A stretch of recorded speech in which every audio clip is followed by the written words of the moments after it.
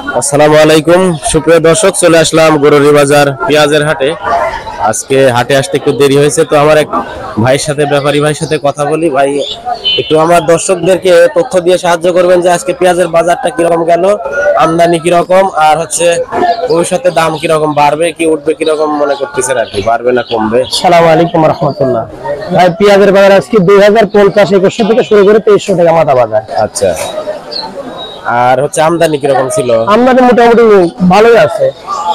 আমদানি ভালো। আর এই যে এইখানে যে পেঁয়াজটা দেখতেছি অনেক ফ্রেশ লাগতেছে পেঁয়াজ। হ্যাঁ, ওইটি মাথার পেঁয়াজ 2250 2300। 2250 থেকে 2300 টাকা মাথার পেঁয়াজ। আর হচ্ছে এই পাশেরটা, এই পাশেরটা 2050 থেকে শুরু করে 2100 2150 2200। 2200।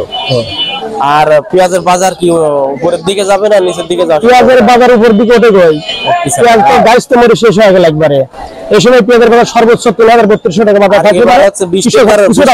বৃষ্টির কারণে কিন্তু অনেক পেঁয়াজ পচছে না? পেঁয়াজ অনেক নষ্ট হয়ে গেছে। গাড়ি পেঁয়াজ এখন প্রায় 3000 কাছে পড়ে গেছে। এক মণ পেঁয়াজ আছে এখন 25 কেজি।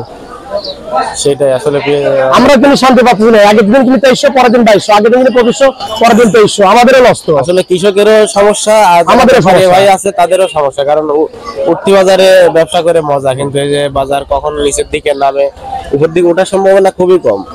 নিচের দিকে আমদানি আছে বেশি, প্রচুর মাল আছে, প্রচুর মাল আছে। তো আজকের মতো এই পর্যন্তই, ধন্যবাদ। আসসালামু আলাইকুম ওয়া রাহমাতুল্লাহ।